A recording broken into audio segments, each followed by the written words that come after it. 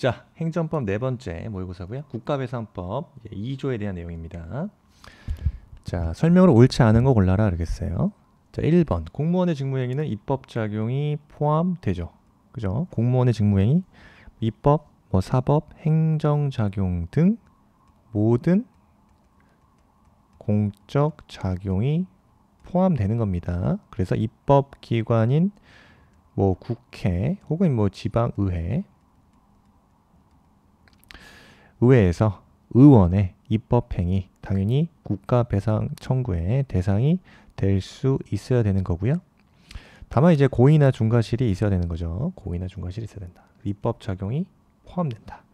맞는 지문이고요. 2번 헌법재판소 재판관이 청구기간 내에 제기된 헌법소원 심판 청구 사건에서 청구기간을 오인하여 각하 결정을 한 경우 국가배상 책임이 성립한다고 봅니다. 그 이유는 청구기간을 명백히 잘못하여 오인한 경우죠. 각하 결정을 하게 되면 이에 대해서 중과실에 해당한다고 보는 거죠. 명백한 실수기 때문에 국가배상 책임이 성립할 수 있다.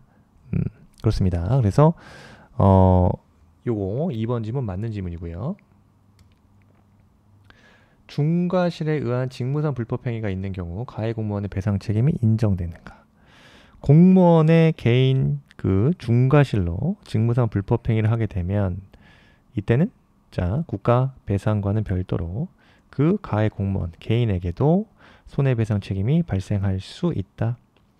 그래서 국가가 이를 먼저 배상하면 어떻게 됩니까? 일정한 경우 공무원에게 구상권을 내부적으로 행사할 수 있는 거죠. 그래서 공무원의 중과실 인정되면 공무원의 개인 책임 성립이 가능하다.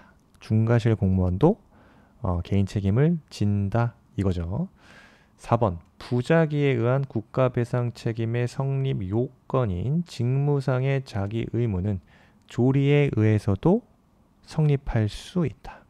부작위에 의한 국가배상 성립 요건 당연히 법령상 또는 이제 조리상 자기 의무가 있어야만 합니다. 그래서 조리상의 자기 의무라는 것, 이것은 이제 구체적 사정에 따라 사회 통념상 의무가 있다고 인정되는 경우를 말하는 거죠. 그래서 조리에 의해서도 성립할 수 있다. 그렇기 때문에 법령에 명시되어 있지 않는다 하더라도, 그죠? 특별한 신뢰관계나 위험을 초래하는 행위가 있는 경우 이때는 조리상의 자기 의무가 인정될 수 있는 겁니다. 또 기억해야 될 거 조리상의 자기 의무로도 부작위 책임이 성립할 수 있다.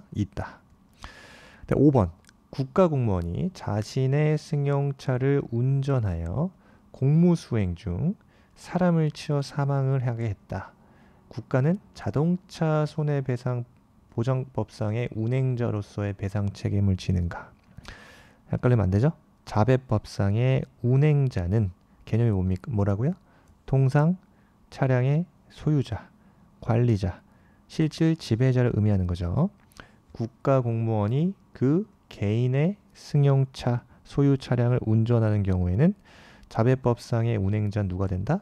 공무원 개인이 되는 거다. 그렇기 때문에 국가가 이런 경우는 운행자성을 인정할 수 없다. 운행자성을 인정할 수 없다. 그죠? 따라서 자배법상의 책임을 진다? 지지 않는다. 다만 국가배상법상의 요건이 충족되면은 국가는 별도로 국가배상 책임 질 수는 있다. 그래서 국가배상법과 자동차 배상, 자배법은 별개입니다. 그래서 국가는 자동차 손해배상 보장법상의 운행자로서의 배상 책임을 진다 하면 틀린 지문이에요. 그래서 자배법상의 운행자는 공무원 개인이 되는 것이고 국가는 국가배상법에 따라 책임질 수 있다. 그래서 정답은 5번 되겠습니다. 자, 그 다음에 지방자치단체 사무에 관한 설명으로 옳은 걸 골라라 이랬어요. 자, 지금 보고 계시는 건 다 쇼트에 있는 문제고 제가 추린 문제들은 다 어떤 문제들? 오답률이 높은 문제 위주로 보고 있다. 그 이유는 오답률이 높다는 건 많은 이제 우리 수험생, 많은 우리 시험을 준비하시는 분들이 틀릴 가능성이 그만큼 높은 문제들입니다. 근데 그걸 공부하는 이유는 남들이 틀린 문제는 맞춰야 되기 때문에 합격할 수 있는 아주 간단한 명제를 위해서 오답률 높은 문제 위주로 좀 보고 있다는 점. 자, 지방의회는 집행기관의 고유 권한에 속하는 사항의 행사에 관하여 견제의 범위 내에서 적극적 사후적으로 개입할 수 있을 뿐만 아니라 사전에 적극적으로 개입할 수 있다. 지방의회는 이거 틀렸습니다. 여러분, 지방의회는요. 지방의회가 그 집행기관 누가 되죠? 지방자치단체 장이죠. 이러한 집행기관의 고유 권한 행사에 대해서 자, 지방의회가 견제를 할 수 있는데 어떻게? 소극적이고 사후적 견제는 가능하지만 지금 지문에 나온 것처럼 사전적 사전에 그런 적극적으로 개입하는 거 허용된다 안 된다? 허용되지 않는다는 겁니다. 인사권과 같은 경우 집행기관의 본질적인 권한, 인사권 같은 경우 사전에 간섭하면 돼요 안 돼요? 안 된다는 거죠. 그래서 지방의회는 집행권 행사에 대해서 사후 견제만 가능하다. 사전적 적극 개입은 불가하다. 꼭 기억하시고요. 자, 그래서 기억 들어간 거 다 틀린 거죠? 기억 들은 다 틀리고요. 3, 4, 5번 중에 하나다. 니은 지방의회는 자치사무에 관하여 법률에 특별한 규정이 없는 한 조례로서 위와 같은 지방자치단체장의 고유 권한을 침해하지 않는 그런 범위 내에서 조례를 제정할 수 있다. 그래서 맞는 지문입니다. 지방의회는 요 자치사무에 대해서는 법률에 위임이 없이도 조례를 제정할 수 있다. 다만 자, 지방자치단체장의 고유한 권한을 침해하지 않는 범위 내에서만 법률에 위임 없이도 조례를 제정할 수 있는 것입니다. 그래서 조례 제정 이거는 지방자치 단체의 입법권 행사 맞죠? 지방자치 단체의 입법권 행사이지만 이거는 지방자치 단체장 즉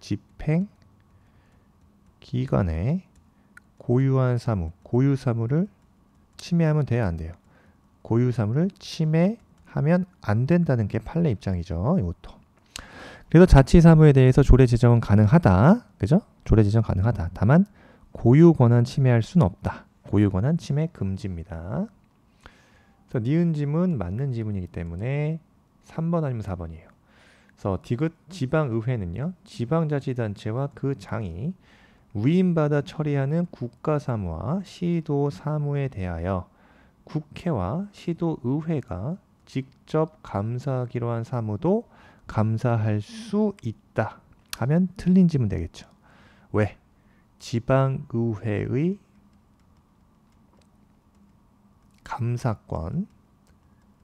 감사권은 뭡니까? 자치사무와 그 다음에 단체 위임 사무에 한정된다 이거죠. 그럼 어디에 난대요? 국가사무. 그죠? 국가사무에는 감사할 수 있어요 없어요? 감사할 수 없다. 시도의 사무. 이에 대해서는 감사할 권한이 없죠. 감사할 수 없습니다. 그래서 국회나 시도의회가 직접 감사하기로 정한 사무에 대해서 지방의회는 감사 권한이 없다. 감사할 수 없다. 그래서 기억하자. 국가사무나 시도의 사무는 지방의회의 감사 대상이 아닙니다. 아시겠죠? 그래서 디귿 지문 감사할 수 있다. 뒷부분 틀렸다는 거죠. 그래서 디귿이 틀렸기 때문에 정답은 4번 되겠고요. 리을 국가사무가 지방자치단체 장에게 위임된 기관 위임 사무는 원칙적으로 자치조례의 재정 범위에 속하지 않습니다. 그죠? 그래서 기관 위임 사무는 지방자치단체가 국가나 상급단체의 행정기관 역할을 수행하는 게 기관 위임 사무죠. 그리고 기관 위임 사무는 당연히 자치단체의 고유한 사무가 아닙니다. 따라서 원칙적으로 기관 위임 사무에 대해서 자치조례를 제정할 수 없겠죠. 원칙적으로 자치조례 제정 범위에 속하지 않는다. 맞는 질문입니다. 다만, 그죠? 단 특별한 어떤 위임이 있는 경우, 네. 또 뭐 필요한 경우는 제한적으로 가능하다. 제한적으로만 가능하다. 그래서 원칙적인 입장은 기관 위임 사무는 당연히 원칙적으로는 자치조례 범위에 포함되지 않는다. 아시겠죠?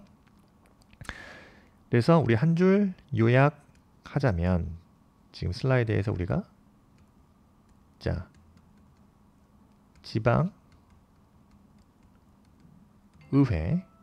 지방의회는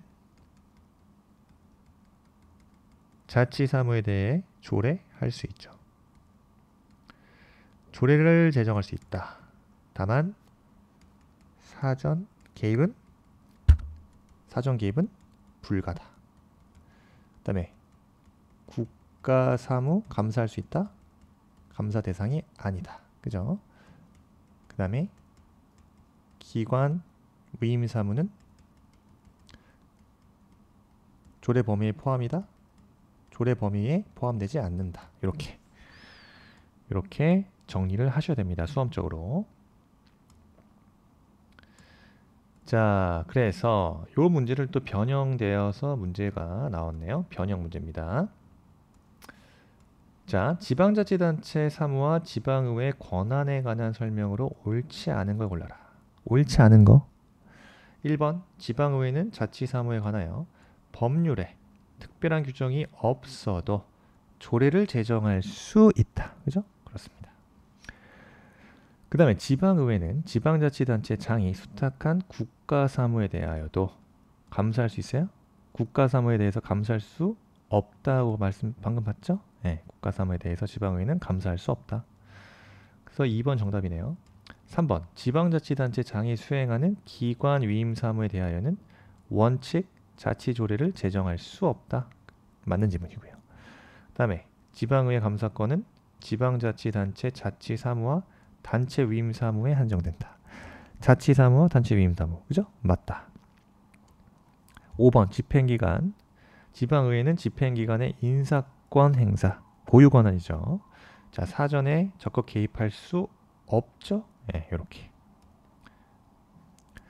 자, 다음 판례 문제. 자, 판례에 의할 때 항고소송 대상이냐 아니냐. 이런 문제는 그냥 암기 문제죠.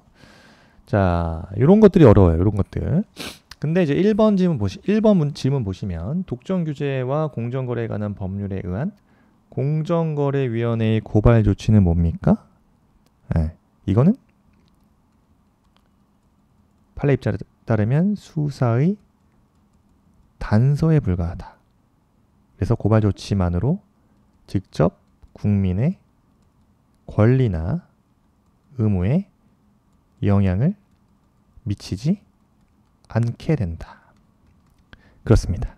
그래서 고발은 자, 검찰에 대해서 자, 수사를 요구하는 그런 상호간의 행위다. 행위일 뿐이다. 그래서 국민에 대해서 법적 효과를 발생시키지 않기 때문에 항고소송의 대상이 되는 그런 행정 처분이 아니라는 거예요. 그래서 요 공정거래위원회 고발 자체는 처분성이 인정되지 않는다. 이것이 판례 입장이다. 아시겠죠? 그래서 1번이 정답이에요. 요거 하나 체크하셔야 되고요. 2번 국유재산의 무단 점유자에 대한 변상금 부과 처분. 이거는 이제 변상금 부과 처분은 그런 무단 점유자에 대해 금전적 의무를 부과하는 법적 효과를 발생시키기 때문에 항고소송의 대상이 되는 행정처분으로 본다. 변상금 부과 다시 국민의 권리 의무에 직접 영향을 미치기 때문에 처분성이 인정된다는 거예요. 요거 2번 지문 맞고요. 요 1번 지문 관련한 판례 입장. 그래서 고발 자체는 뭐라고요? 자, 법률 위반죄의 소추 요건으로 규정하고 있어서 그런 사직 당국에 대해서 형벌권 행사를 요구하는 행정기관 상호간의 행위에 불과하다. 그죠? 네. 자, 3번 지적공부 소관청의 지목 변경 반려 행위. 이것도 자주 나오죠? 이것도 지목 변경 신청을 반려하는 행위 자체는 토지 소유자의 권리에 중대한 영향을 미친다. 따라서 처분성이 인정이 되기 때문에 항고소송 대상이 됩니다. 건축물 대장 소관청의 건축물 용도 변경 신청 거부 행위 마찬가지. 항고소송 대상이 된다. 그래서 용도 변경 거부는 국민의 재산권 행사에 직접 영향을 미치기 때문에 처분성이 인정된다. 지방의회 의장에 대한 지방의회의 불신임 의결, 의장 개인의 지위에 중대한 영향을 미친다. 따라서 행정처분으로 인정된다. 불신임 의결이요. 의장의 법적 지위에 영향을 미치기 때문에 처분성 인정되는 겁니다. 자, 그래서 다시 한 줄로 자, 공정거래위원회 고발 다시 항고소송 대상이 된다 안 된다. 항고소송 대상이 안 된다. 꼭 기억해 주시고요. 그 다음에 변형 문제입니다. 그죠? 자, 항고소송 대상이 되는 행정처분에 해당하지 않는 걸 골라라. 1번 징계처분은 자, 세관장이 세관공무에 대하여 행한 징계처분 자체는 공무원에 대해 공무원의 법적 지위에 영향을 미칩니까? 안 미칩니까? 당연히 영향을 미치죠. 따라서 처분성 인정되는 겁니다. 다음에 행정청이 한 고시 중에 국민의 권리 의무에 직접 영향을 미친다면 처분성 인정된다고 보고요. 상급 행정청이 하급 행정청에 내린 그런 내부적 지휘 감독 명령은 국민에게 직접 영향이 없기 때문에 이거는 이제 처분성이 인정되지 않는다고 보시면 되겠습니다. 나머지 것들 허가에 부과된 부관 그죠? 그 다음에 5번 건축물 대장 용도 변경 신청 거부 다 처분성 인정이 되고요. 이렇게 나올 수도 있어요. 행정행위 부관 아까 봤던 문제지만 그죠? 지난 시간에 봤죠. 부관에 대한 문제. 이렇게 나올 수도 있다. 재량행위에 대해서 부관을 붙이기 위하여는 법률상 근거가 있어야 하는가? 자, 어디가 들었습니까? 재량이 아니죠? 재량행위는 당연히 법률상 근거가 없어도 부관을 부착할 수 있어요. 법률의 근거는 언제? 기속행위에 부관을 붙이는 경우에 요구된다. 행정기본법 제17조에 규정이 되어 있다 이거죠. 한번 확인해 보시고요. 행정기본법 17조입니다. 그 다음에 2번 법률이 정한 행정행위 효과를 일부 제한하는 부관은 원칙적으로 독립하여 취소소송의 대상이 될 수 있다. 틀렸다. 부담을 제외한 부관은 독립소송 대상이 아니다. 다른 말로 부관 중에 부담만 소송 가능하다. 틀렸죠. 부담으로 부관이 무효가 되어도 그 부담을 이행하여 체결한 사법상의 계약은 별도의 하자 없이 유효할 수 있다. 그죠? 부관이 설령 무효라 하더라도 부관 이행으로 체결된 사법상 법률 행위는 별개로 판단해야 된다. 따라서 특별한 사정이 없는 한 자동 무효가 아니다. 그래서 3번 맞는 지문입니다. 4번 기속행위에 대하여는 행정청이 자유롭게 부관을 붙일 수 있으며 그렇지 않죠? 기속행위에 부관을 붙이려면 반드시 법률상 근거가 필요합니다. 요즘 1번 지문과 관련된 지문이었고요. 17조 5번 재량행위라도 부관이 처분의 목적에 반하여 관련성이 없더라도 인정될 수 있다 하면 틀렸죠? 자, 처분 목적과 위배되지 않고 실질적인 관련성과 최소성의 원칙을 지켜야만 한다. 자, 이렇게 나올 수 있어요. 그죠? 사례 문제입니다. A씨는 B에게 도시계획 시설 사업을 시행할 수 있도록 허가를 하면서 3년 이내 공사를 완료할 것이라는 기한을 부관으로 부여하였다. 자, B는 기한을 넘겨 공사를 완료하지 못하였고 A씨는 이를 이유로 허가를 취소하였다. 이에 대해서 B는 기한을 붙인 부관이 부당함으로 취소는 위법하다라고 주장한다. 이 사건 중 옳은 걸 골라라 그랬어요. 자, 먼저 3년 이내에 공사를 완료해야 된다. 이건 기한이죠. 기한을 붙인 부관이 부당함으로 취소 위법하다고 주장하고 있다. 자, 1번 행정청이 재량행위인 허가에 부관을 붙일 때 별도의 법률 근거 없이도 부관을 부여할 수 있다. 재량행위의 경우. 맞죠? 네, 1번 정답이네요. 자, 기한부 부관이 허용되기 위해서는 해당 처분의 목적과 실질적 관련성이 요구되죠. 그죠? 이렇게. 그죠? 그래서 목적, 실질적 관련성, 그죠?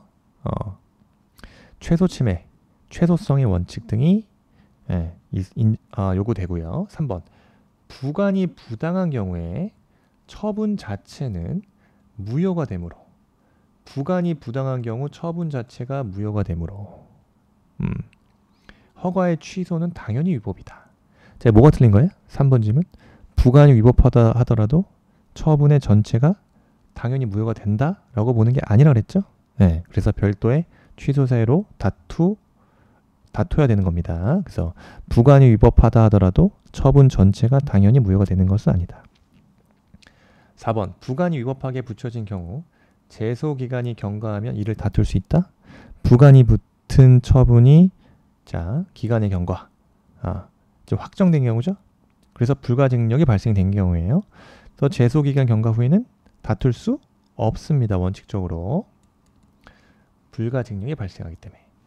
5번 부담 이외의 부관 독립한 행정소송 대상이 안 된다 그랬죠. 이렇게.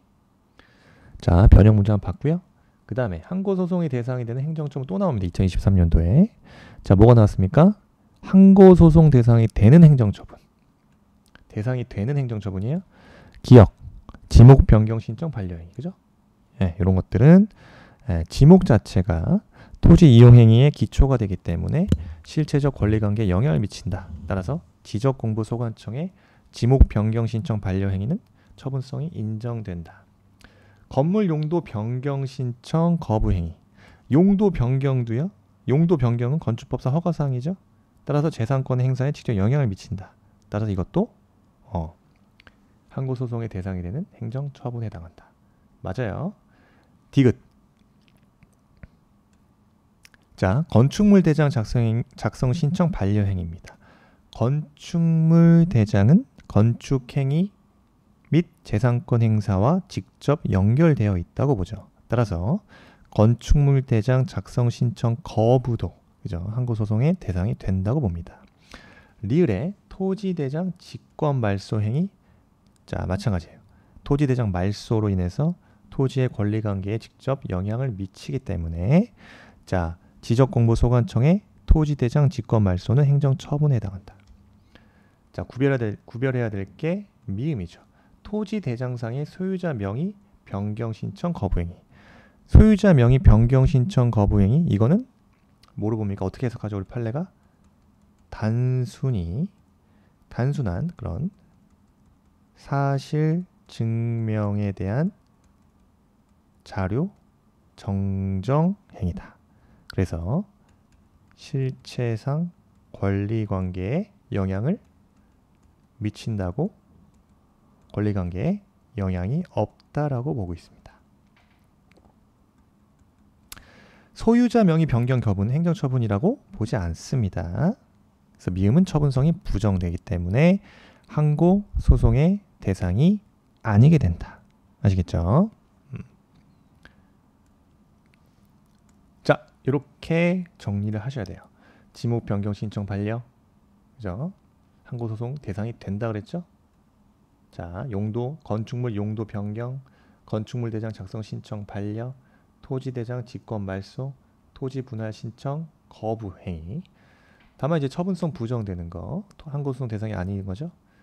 지금 방금 봤던 토지 대장 소유자 명의 변경 거부 행위, 인감증명 무허가 건물 대장 삭제 행위, 가옥 대장 등재 말소, 자동차 운전면허 대장 정정, 부가가치세 사업자 등록 말소 등은 처분성이 인정되지 않는다.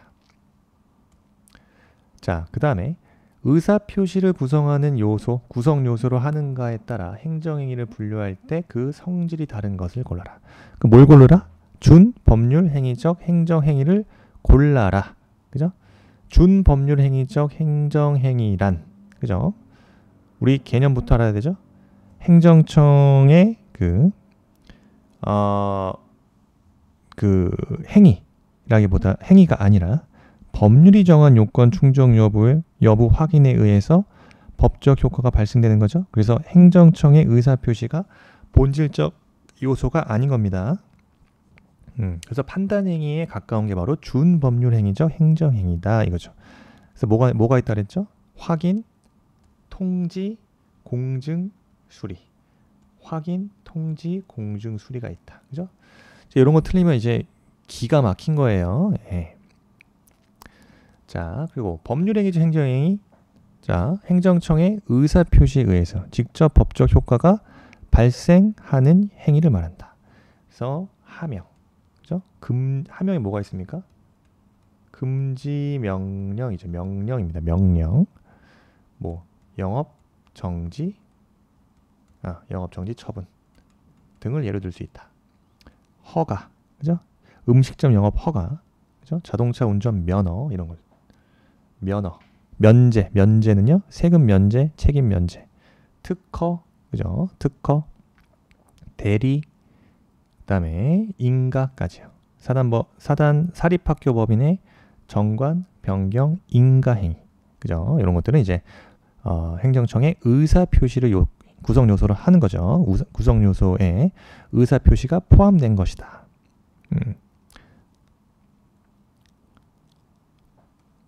자, 그래서 이렇게 정리하시면 되겠습니다. 하명, 허가, 면제, 특허, 대리, 인가, 법률행위적 행정행위고요.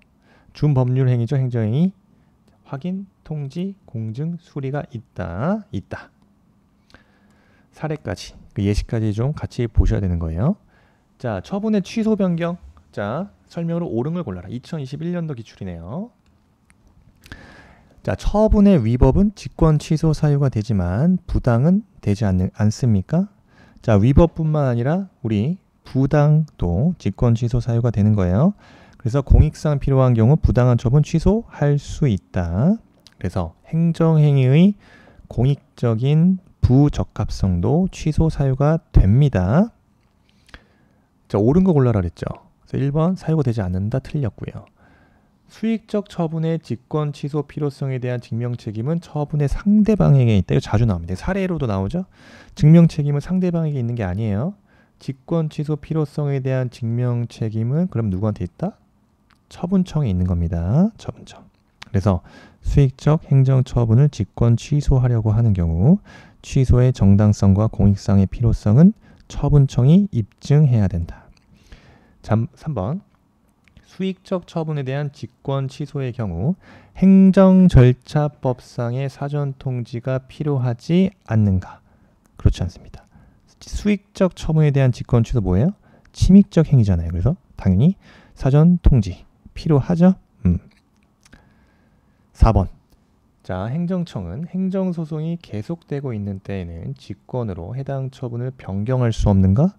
자, 소송 계속 중이라 하더라도요. 행정청은 처분을 직권으로 변경하거나 취소할 수도 있는 겁니다. 다만 이런 경우 원처분이 취소가 되면 그 소송은 소의 이익이 없어서 종결될 수는 있지만, 그죠? 중요한 거는 소송 계속 중이라도 처분을 직권으로 변경 취소할 수 있다.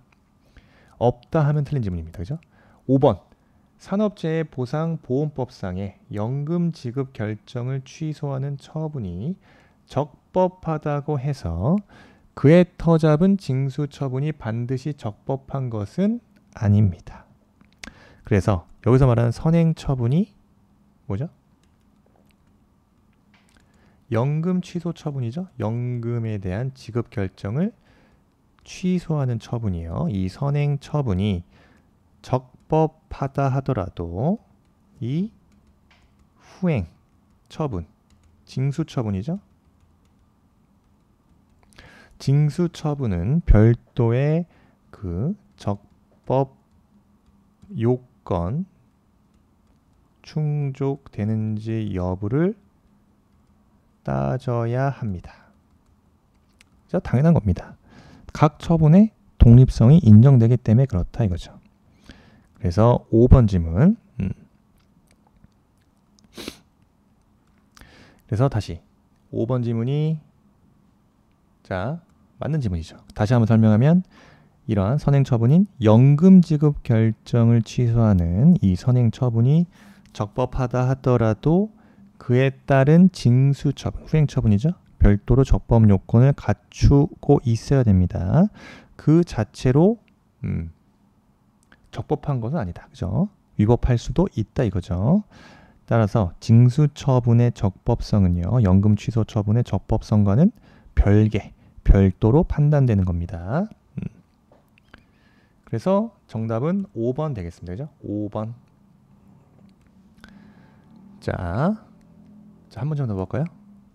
하자의 승계. 자, 하자의 승계. 자, 1번. 선행행위와 후행행위가 모두 항고소송의 대상인 행정처분이어야 된다. 2번. 선행행위에는 취소사인 하자가 존재해야 된다. 후행행위는 하자가 없고 적법해야 된다. 선행행위에는 불가증력이 발생해야 된다. 근데 후행행위에 불가증력이 발생해야 될 필요는 없는 거죠. 그렇죠? 선행처분의 하자가 후행처분에 영향을 미쳐서 이 후행처분을 취소소송으로 다툴 수 있는 경우를 하자의 승계라고 하는 거죠. 하자가 승계되는 경우에요. 그죠? 그래서 1번, 2번, 3번, 4번, 5번. 그죠?